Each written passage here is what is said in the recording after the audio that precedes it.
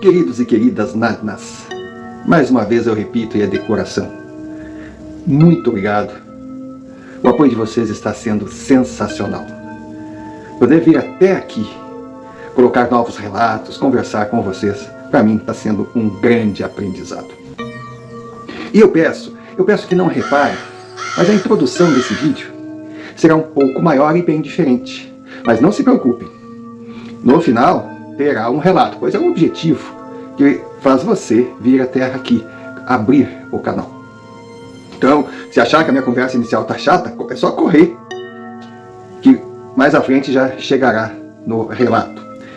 Se bem que eu agradeceria se você escutasse o que eu tenho a dizer, porque é uma forma assim que eu acho que eu consigo me aproximar de vocês, me apresentar, quebrar o gelo e responder algumas perguntas. Meu falecido pai, que Deus o tenha, sempre repetia: negócios às claras, amizades preservadas. As perguntas que mais chegam são associadas à forma de eu apresentar os relatos. As pessoas querem saber se eu leio os e-mails recebidos ao colocar no vídeo. Bom, a resposta é não. Eu não leio esses e-mails. Não leio por N razões. E agora, aos poucos, eu vou tentar explicá-las mostrando, sabe, abrindo um pouco o que eu sou na realidade. Com relação à minha forma de apresentar, inclusive eu entro em contato com todos aqueles que me enviam os relatos antes de publicar e explico o que irei fazer para não desapontar ninguém ou até desagradar alguém. Então eu leio o relato com toda a atenção, várias vezes, até entender a história. Eu não aumento, não diminuo, eu corro dessa história de quem conta um conto, aumenta um ponto, não. Eu coloco no vídeo exatamente aquilo que a minha amiga, o meu amigo, os inscritos enviam para mim, porque afinal a experiência não é minha, pertence a eles. Só que eu não leio. Primeiro por uma razão de deficiências minhas.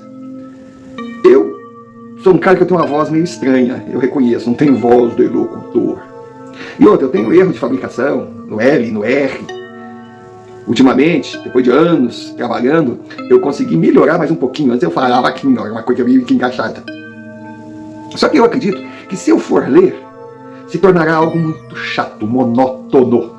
Não que eu ache que a forma que eu apresento é sensacional, mas pelo menos eu gosto de contar a história de um terceiro, mas vivendo aquela história. Eu fico o dia inteiro antes de editar o vídeo, pensando naquilo, meio que incorporando aquela história como se eu tivesse vivido. Aí, eu conto a história como se fosse uma experiência minha e usando as minhas palavras. Porque, além de tudo, o Nadnaravam, para mim, é uma tentativa de evoluir, de entender as pessoas, não só escutar, mas sentir as pessoas. Então, ao agir dessa forma, eu não estou contando uma história. Eu estou me colocando no lugar da pessoa, passando por aqueles momentos que ela passou. Sentindo, sabe, aquilo me afetar de forma positiva, negativa, me deixar feliz, me deixar triste. Para mim é uma evolução pessoal. E essa é a intenção do Nadnaravam. Eu me considero um Nadna. Eu quero evoluir, eu quero respostas, mas sem fazer perguntas. E sim, vivendo experiências de pessoas iguais a mim, e aprendendo com elas. Não vou dizer aqui que eu estou amadurecendo para não ouvir uma verdade, porque na idade que eu estou, a gente não amadurece mais. Eu já estou na fase de começar a apodrecer. Bom, na minha vida, eu sempre fui, digamos assim, um cara hiperativo. O cara que achava que cidade pequena não era o meu lugar. Eu adorava a minha cidade, Montenegro, mas eu tinha certeza que eu não passaria a minha vida ali, porque eu tinha que conhecer, eu tinha que descobrir, eu tinha que correr atrás. E assim eu fiz. Eu ainda um piá, uma criança, eu saí de uma cidade do interior do Rio Grande do Sul, onde tinha todas as pessoas que eu amava, onde eu estava seguro, estava estabilizado, poderia estudar, poderia trabalhar, hoje poderia ter muito mais dinheiro do que consegui acumular durante uma vida, mas eu fui para o mundo, eu pastei. Eu passei o cão. Foi um aprendizado duro, mas por uma ironia do destino, eu descobri o turismo. E dediquei praticamente 40 anos na minha vida trabalhando com turismo. Eu pulverizei fronteiras, eu conheci pessoas, povos diferentes. Eu cresci. Eu cresci da forma que eu achava que precisaria crescer para conseguir continuar vivendo. Porque eu sempre tive muita curiosidade de ir de encontro ao desconhecido. Só que ao mesmo tempo, eu sempre fui uma pessoa muito polêmica, muito brigona, eu estava sempre brigando, eu tenho marcas na cara, que eu era tipo do, sabe, fracote folgado, eu entrava para dentro, eu dava com a cara na mão dos sujeitos, eu botava meu joelho assim, ia direto no chute que eles estavam dando, eu apanhei um monte, mas também bati. Relações amorosas, tive vários casamentos, fiz muita mulher sofrer, mas te garanto que encontrei muito mais que arrancaram lágrimas do meu corpo. Então, eu estou, digamos, perdendo de pouco para elas. Mas cada relação que eu entrei com a certeza que daria certo. Não deu no meio do caminho, infelizmente, mas olha, todas as mulheres, todas as meninas, todas as moças que passaram na minha vida, se precisar de uma carta de apresentação, eu dou de bom grado, porque se não deu certo, é porque elas deram o azar de ter apostado num cara igual a mim. Então eu sempre fui muito brigão, muito polêmico. Nunca gostei de injustiça. Sempre comprei brigas que não eram minhas e acabava me prejudicando com isso. A minha vida era meio que um inferno. E chega um momento que a gente vai procurando razões, porquês, sentido em tudo.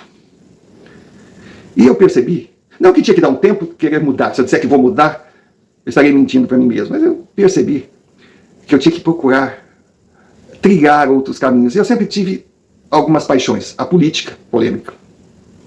O futebol, polêmica. As viagens e o sobrenatural.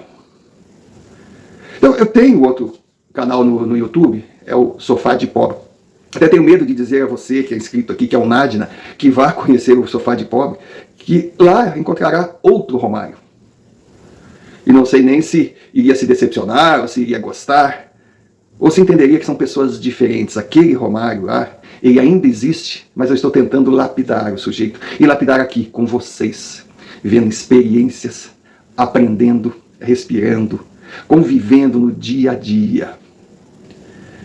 Hoje é 13 de outubro de 2023, sexta-feira. Olha, sexta-feira 13. É uma data bem significativa para quem trabalha com o sobrenatural, com o terror. Mas essa sexta-feira 13, para o Naravno, é uma razão de comemorar. Porque dia 9, fizemos aniversário, 6 meses. E agora dia 13, estamos fechando a primeira semana com 3 vídeos publicados. Que até então nós publicávamos apenas 2, segunda e quinta às 19 horas. Dessa semana que termina, daqui por diante, serão 3 vídeos, segundas, quartas e sextas às 19 horas. E graças a Deus, nós alcançamos esse número graças a vocês que estão mandando seus vídeos, os seus relatos. Muito obrigado. Claro que não é aquela quantidade de canais enormes, com penetração, conhecidos, com anos na praça. Mas eu vou dar os números. Nós estamos com 26 vídeos no estoque.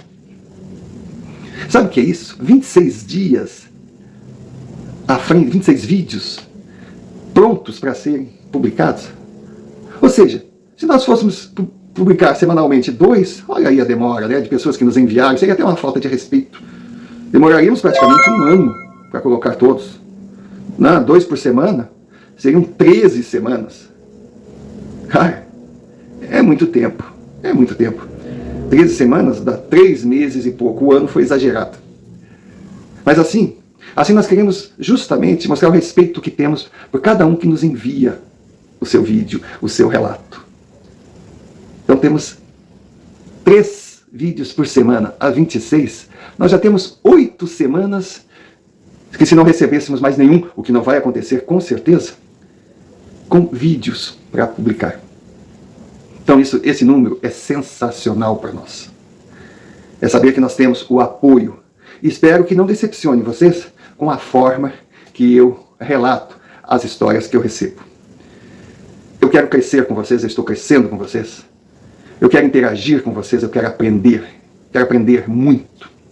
E eu acredito que esse será o melhor caminho para mim e para muitos de vocês, que também, de repente, têm a mesma ansiedade que eu, de descobrir, de entender o mundo, nos seus vários planos, para que na verdade a gente possa se entender. Eu acho que esse é o grande sentido da vida. Então, o e-mail está aqui embaixo. Se quiser mandar o seu relato, envie.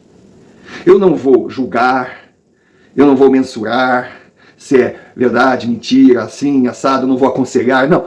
Eu vou apenas tentar viver o que você viveu, transmitir para quem está assistindo e deixar que cada um, igual acontece comigo, aprenda algo com você, com a sua experiência. Porque a soma dos aprendizados, no final, eu tenho certeza, nos tornará pessoas muito melhores. E esse é o objetivo do verdadeiro Nada. O canal com 6 meses, dia 13 de outubro de 2023, está com 407 inscritos. Bom, para alguns, esse número não é nada, para nós é tudo. São nossos amigos que estão aqui. Às vezes alguém vai dizer, nossa, que canalzinho pequeno, só 400. Imagine colocar todas essas pessoas na mesma sala. É que o universo online tira um pouco a nossa noção de quantidade. É muita gente, sim. Se fosse uma, também valeria a pena. Agora, eu quero que o canal cresça? Claro que eu quero. Claro. Todo mundo que abre um canal sonha em vê-lo crescer, sonha em vê-lo ser monetizado, ganhar um bom dinheiro, faz parte. Não vou ser hipócrita, não. Quem sabe uma placa, né? Dizem que a primeira placa do YouTube é 100 mil. Quem sabe o Nada Naravno, com a sua ajuda, irá chegar a 100 mil. Não sei quando, mas quem sabe chega. Agora, seria muito bom, mas não é o objetivo principal. Não é o crescer por crescer. O que nós queremos é que cada um de nós cresça. Que o canal realmente seja importante na minha vida, na vida de vocês. Porque se conseguirmos esse objetivo, o crescer do canal será uma consequência natural. Então é isso. Em resumo, um maluco que deixou a estabilidade, a vida maravilhosa que tinha em família, entre amigos, uma cidade que era conhecido, respeitado, para cair no mundo, levar porrada de todos os lados. E, sabe, na sua vida fazer o seguinte, procurar atalhos. Só que os meus atalhos eram assim, eu saí de Porto Alegre para São Paulo, peguei um atalho por Manaus. Eu fiz tudo muito mais difícil, mas era a forma que eu entendia que eu ia encontrar as minhas respostas. Se eu faria tudo de novo? Não sei. Aquela história, se eu soubesse, aquela época eu sei hoje. Se eu faria tudo de novo? Não sei. Mas eu me arrependo do que eu fiz? Não. Porque tudo é uma fase, tudo é um estágio, tudo é o aprendizado. E eu acho que é esse o sentido da vida. Porque uma pessoa que perde o anseio de aprender e perde a beleza do continuar sonhando, ela, na verdade, deixou de viver. Ela passou apenas a existir. Dito isso, se você por acaso concluir que eu sou maluco, eu só posso dizer que tem toda a razão. Se perguntar qual é o nível da minha loucura, eu direi com certeza, não sei, mas pequeno não é. Se eu me acho um cara normal, bom, eu não acho ninguém normal, então eu não quero ser uma exceção. Mas eu sou um cara que busco, e estou buscando, repetindo. Não vou conseguir matar o polêmico, o brigão, o cara que não aceita determinadas coisas, um cara que quer, sabe, fazer valer o seu modo de pensar, que acredita naquilo que defende. Não, esse eu não vou ter como matar. Mas também eu não quero matar. Eu quero transformar esse cara uma pessoa um pouco melhor. Uma pessoa, por exemplo, que antes de sair para a briga, aprenda a contar até 10, algo que a gente aprende desde criança, mas na prática não consegue. Uma pessoa que em determinados momentos entenda que não precisa estar sempre impondo as suas verdades, porque não existem essas verdades. Uma pessoa que aceite, eu estou começando a aceitar, que o grande vencedor não é aquele que briga para fazer valer, e sim aquele que administra, que negocia, que troca informações e chega num denominador comum com o outro lado. Agora, depois de todas as tentativas, e se por acaso não houver outra alternativa, aí a gente parte para as vias de fato.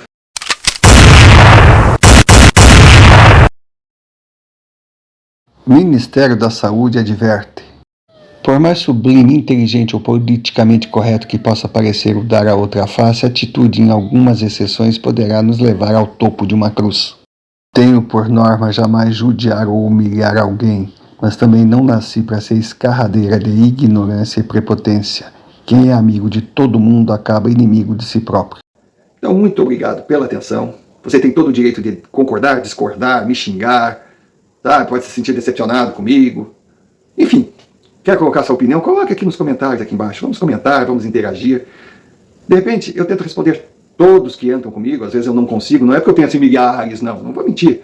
É que, lógico, a gente tem outras obrigações durante o dia e os dias se tornam pequenos. Mas quando eu posso, eu respondo a todos. E tem outro detalhe. Entre aqui, não só para conversar comigo, mas para conversar e conhecer os outros Narnas. Porque afinal, somos todos uma família, acredito eu, com os mesmos objetivos. Então por que não encurtarmos as distâncias, interagindo, trocando ideias, conversando, descobrindo novos amigos, amigos que pensam iguais a gente, usando o canal Nadnaravno como um acesso a pessoas que talvez a gente nunca tivesse oportunidade de conhecer e que com certeza tem muito a nos ensinar. E o vídeo de hoje? O vídeo de hoje, no meu modo de ver, é surpreendente e sensacional. Eu achei um vídeo lindo. Espero que você realmente goste tanto quanto eu gostei. Porque esse vídeo nos faz pensar, principalmente nas nossas atitudes e como nós tratamos alguns seres que merecem todo o nosso respeito e carinho, mas muitas vezes não recebem.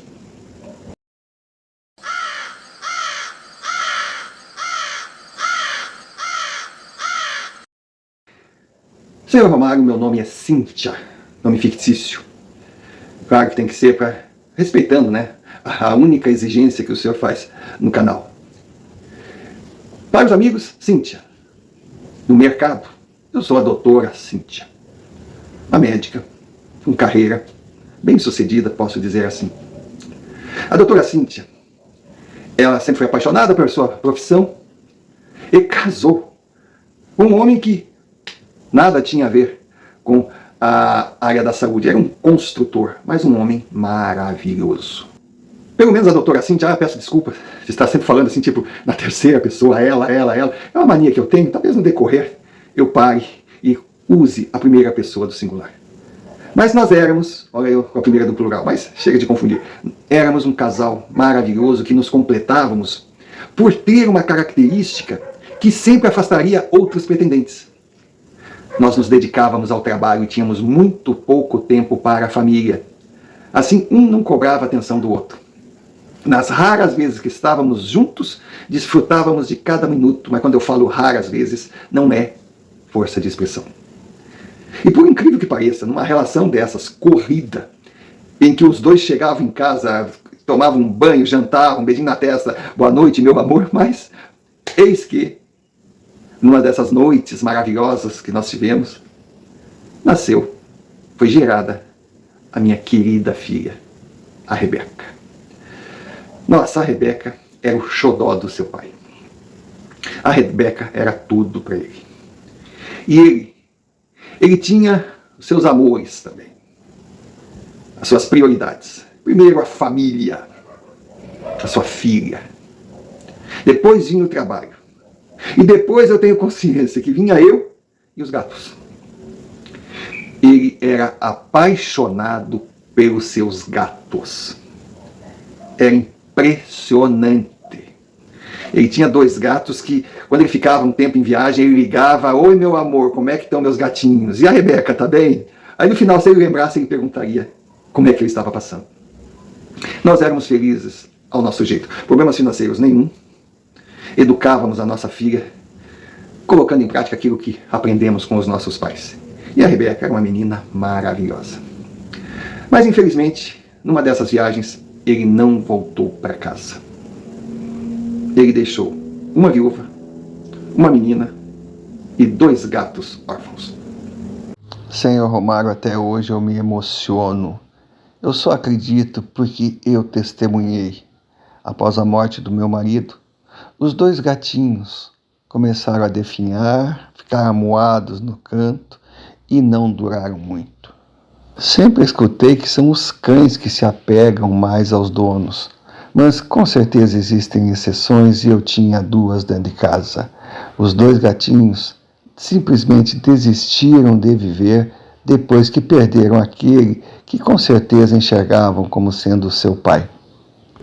A princípio, foi terrível. Bom, não vou entrar no detalhe, na tristeza do luto, que não é fácil para ninguém. Mas graças a Deus eu consegui conciliar. Eu tinha tempo para minha filha, eu trabalhava, eu cuidava da minha casa, eu tinha meus colaboradores que me ajudavam, eram uns anjos na minha vida. A minha sogra, minha mãe me acolheram muito, me socorreram. Passei uma fase terrível, mas comecei a me levantar, se é que eu posso usar esse termo. E um dia, eu digo, eu vou fazer diferente. A minha filha hoje não vai voltar com o ônibus escolar. Eu vou pegar a minha filhinha na escola. Nossa, ela vibrou, ela ficou feliz. E eu não sei, eu tinha vontade de fazer aquilo, dava a impressão que seria legal. Seu Romário, nós estávamos voltando para casa. A Rebeca viu, eu não cheguei a ver. Mas ela viu uma caixa, com alguma coisa se mexendo na caixa.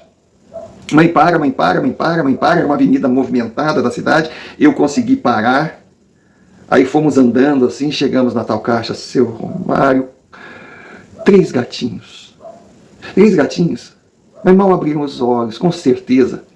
Nem desmamado eles tinham. Eles estavam com fome, eles estavam chorando. Jogaram eles ali naquela caixa com um pano, com um jeitinho eles conseguiram tirar o pano. Mas ali ia vir a noite, ia chover. Olha, eu fico pensando, quem faz isso é o quê? Eu não quero pensar que seja ser humano, pois para mim é muito triste imaginar que eu pertenço à mesma espécie de um animal asqueroso desses.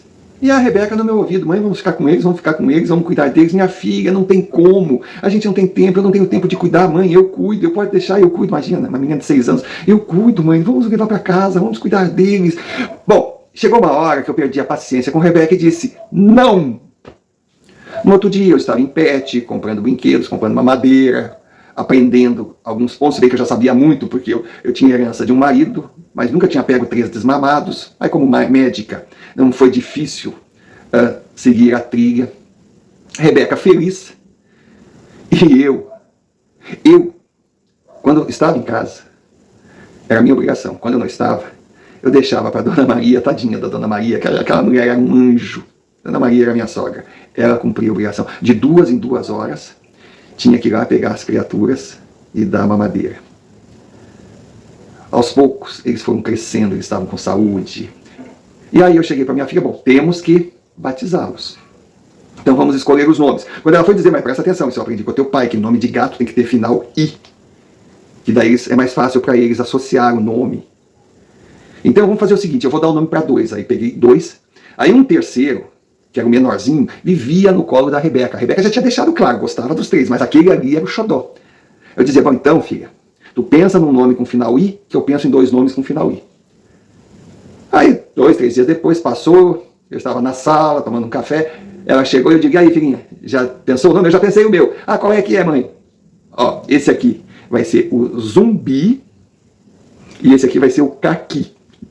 Gostou? Ai, gostei. Então, e o teu, como é que vai ser? Luiz Gustavo. E como é que é? Luiz Gustavo. Gostou, mãe? Eu tenho certeza que quem está assistindo, quem está ouvindo esse relato, não deve ter entendido.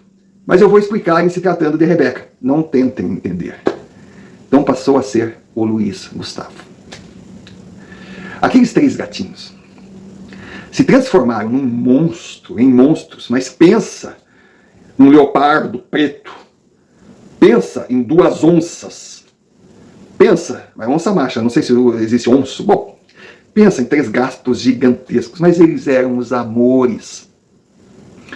Cuidamos bem, modéstia à parte, cuidamos bem. Eu, como médica, me especializei em medicina veterinária. Eles tinham todas as vacinas, eles tinham todos os complementos, eles tinham sido castrados, mas eram assim uns pachás. Cada um tinha o seu canto na sala. Ali era o reino de cada um. Então eu sabia que cada um deles ia dormir ali durante uma semana, depois eles mudavam. Aí eu falei que a única coisa que eu não ia querer era gato na minha cama, no meu quarto. Bom, isso eu consegui. Porque eles não ficavam na minha cama, porque eu trocava de cama e eu ia para o outro quarto. Eles tomavam conta, eles se esparramavam. Eles eram lindos. E o pior, que a Rebeca cumpriu. Ela era filha do pai dela. Ela adorava, ela cuidava. Era maravilhoso ver a minha filha interagindo com aqueles bichinhos. Aí eu eduquei.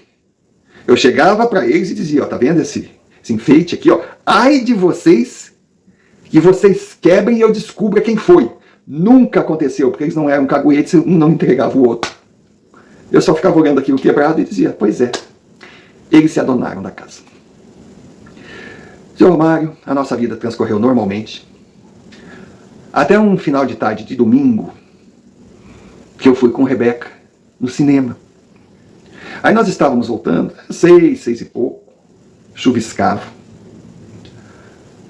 A minha sogra não estava em casa, as minhas funcionárias também não, era domingo, né? Eu tirei aquele domingo de folga, eu curti a minha filha, a ideia era chegar em casa, fazer uma pizza, que eu já tinha tudo pronto, já tinha pedido para deixar pronto, tomar um refrigerante, deixar minha filha engordar um pouco, que veneno também faz bem para a cabeça de uma criança, e dormir. O domingo perfeito. Mas, seu Romário, quando eu cheguei, abri o portão eletrônico, quando eu olhei atrás do carro era tarde demais. 2 homens. Mas 2 homens gigantescos, com uma arma na mão. Caiu, perdeu, fecha essa porta, me dá essa merda, cara, os palavrões. A Rebeca já chorando, cala a tua boca, menina, vão entrando, sem escândalo, nós queremos dinheiro. Blá, blá, blá, blá. Nossa, aquela coisa que eu digo, meu Deus do céu, esses estranhos invadiram a minha casa. O que vai ser de mim? O que vai ser da minha filha? Aí logo já estávamos dentro da casa, na sala, eles perguntando, cadê dinheiro, cadê isso? Fala, cadela. Eu dizia que não tinha dinheiro em casa e de fato eu não tinha. Ele me empurrou. E nesse meio tempo, eu não reparei. Claro, meus gatos tinham sumido. O gato não gosta de gente estranha. Eu digo, pelo menos isso. Eles eram capazes até de judiar dos animais, sabe? Eu naquele transtorno, naquela loucura. A Rebeca chorando, eu não sabia, eu não entendia cadê dinheiro. Eles diziam, olha, a minha casa, a minha casinha. Eles invadiram a minha vida, eles derrubavam, eles quebravam. Eles não respeitavam. Peças que eu tinha eram lembranças do meu marido, de viagens que nós fizemos, era o meu mundo, era a minha casa, era a minha filha. Aqueles monstros não tinham direito de fazer aquilo, eles estavam fazendo, eles queriam dinheiro, eles queriam joias, eu não tinha joias em casa também, porque eu sempre deixei minhas joias em cofres, em bancos. Eu não tinha. O pouco que eu tinha eu dava, e ele vinha, tá tirando com a minha cara, sua vaca, sua isso, ele me ofendia, como é que aquele homem podia me ofender? Então um era mais agressivo e o outro só ficava na vigia, O que eles iam encontrando, eles iam colocando, eles pegaram celular, eles pegaram isso, eles pegaram aquilo, estava horrível, aquilo estava um inferno. Aí ele me chacoalhou, a Rebeca entrou em pânico, começou a gritar, larga minha mãe, larga minha mãe, larga minha mãe. Aí veio aquele que estava parado, cala a boca, e deu uma bufetada na minha filha. Quando ele deu uma bufetada na minha filha, eu estava deitada já no chão, eu só ouvia assim... Seu Romário, era o Luiz Gustavo, que estava em cima de um armário, na cristaleira, ele estava escondido. Quando o cara bateu na minha filha, aquele gato foi, mas voou nele, voou, e já cravou no rosto, na cara daquele infeliz. O outro que estava com a arma, ele, sabe, na certa ele ficou meio atrapalhado, ele pensou em matar o Luiz Gustavo, não sei o que ele pensou em fazer. Nisso, zumbica aqui chegaram, mas chegaram com tudo. Aí eu só ouvi o gato, no primeiro. O Luiz Gustavo estava alucinado, eu nunca pensei que aqueles gatos poderiam se transformar naquilo. Eu sempre ouvi falar que gato era horrível, mas nunca pensei. Na verdade, são felinos. O ódio. Seu Romário, eu só ouvia o cara gritar, meus olhos. Quando ele conseguiu se livrar do Luiz Gustavo, o rosto dele era um arranhão só. E ele fazia assim, os 2 olhos o gato furou. E o outro saiu em disparada pela rua. Mas o Caqui e o zumbi arrebentaram com ele. Ele não conseguiu correr, chegou uma hora que ele tropeçou, e se não viesse os vizinhos, ele ia ser mutilado. Eu não sabia, eu estava ali, eu estava em pânico. Eu levantei assim, eu abracei minha filha com aquele infeliz gritando, meus olhos, não estava nem... Eu saí correndo com a minha filha de dentro de casa. Aí com aquela confusão toda, vieram os vizinhos, vieram os seguranças da rua. Bom, eu só sei lhe dizer, senhor Romário, veio polícia. Os 2 foram presos, foram, claro, mas primeiro levados para o hospital. Aquele cidadão que ousou dar um tapa na minha filha. Eu não vou dizer que eu fiquei feliz, que eu gostei, não vou dizer nada disso. Mas eu vou dizer que ele procurou. E eu contei a história dos gatos, né? Meio que assustado, o que vão fazer com meus animais, o que vão fazer com os meus bichinhos. Uns chamavam os bichinhos de heróis, mas os animais sumiram.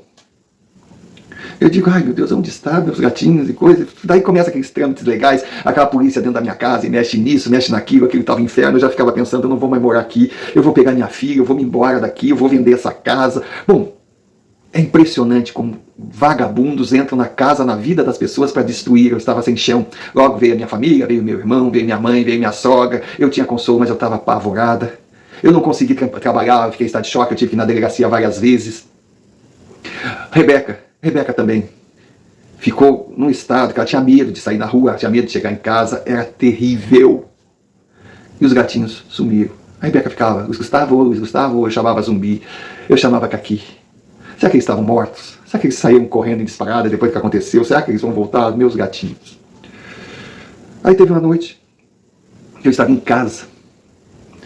Aí Rebeca estava com medo de dormir sozinha, ela passou a ter esse medo. Ela estava vindo para o meu quarto. Foi quando eu ouvi uns barulhos. Bom, a primeira coisa que eu pensei foi o pior.